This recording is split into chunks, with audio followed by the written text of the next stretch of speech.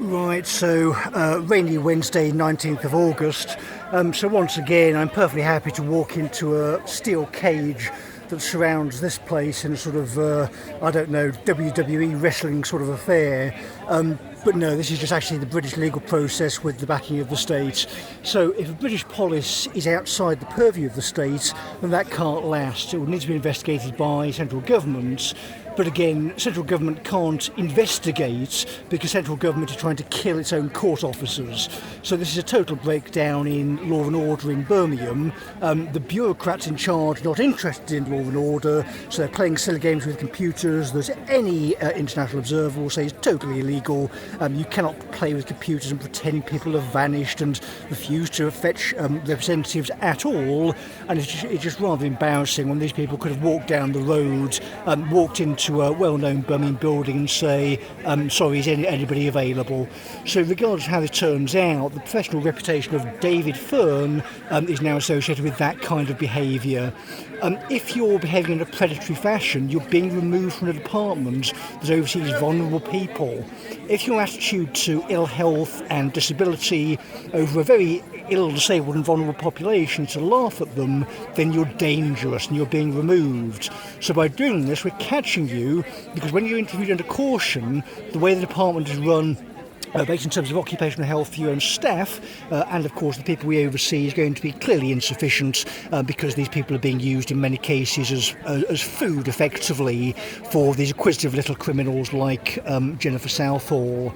The managing director hiding from her own staff is a complete disgrace, but north of the border there are plenty of intelligent women who have survived the Scottish winters but not getting their heads cut off at the well over there. So they're actually capable of doing things, running organisations, and are actually a credit to the people around them.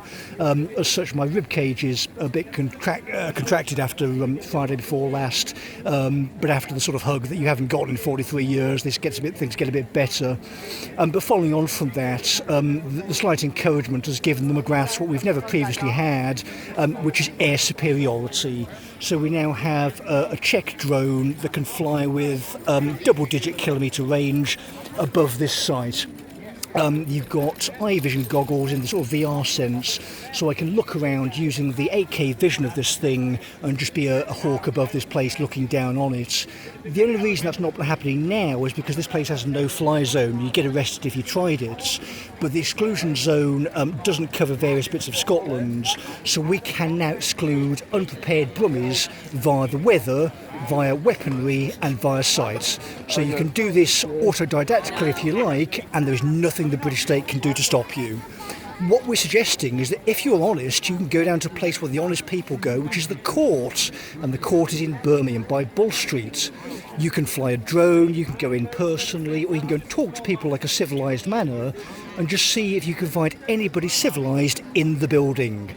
If you can't, then the courts can't operate, which is a bit embarrassing for the British criminal justice system, because this isn't criminal law, this is housing law, but of course it goes back into criminal law because lots of our tenants are in prison, because they're very, very dangerous and violent criminals who are consigned to Winson Green, and we're doing sort of the admin bit to cut them off from their former life by removing them from their properties by force. With that kind of people, we are the legal equivalent of sort of the maggots that feast upon putrid flesh, clear it off, so nice new healthy flesh can grow and the beautiful chrysalis of Birmingham can emerge in its place.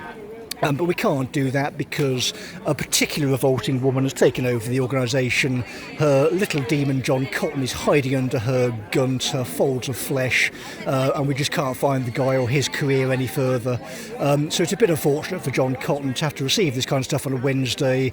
I appreciate he's lost his election and political power. It's very, very sad for the residents of Birmingham and his Chinese paymasters. But if we can find this cretin, I want to sue him into oblivion, because he killed my father, he's destroyed my family in my life. If I can sue one person or pursue him for the rest of these days via the Hawkeye and the sheer rage that the family could generate in the courtrooms over the years, just focused with laser-like precision into this guy's face, I will enjoy every day for the rest of their life until they kill me in return. So happy whatever it is, John Cotton, Wednesday, but if you can kindly get on the phone, please. I'm not actually that scary. I can come here like a normal person. Perhaps you and your managing director can get off your backside and come out in the rain.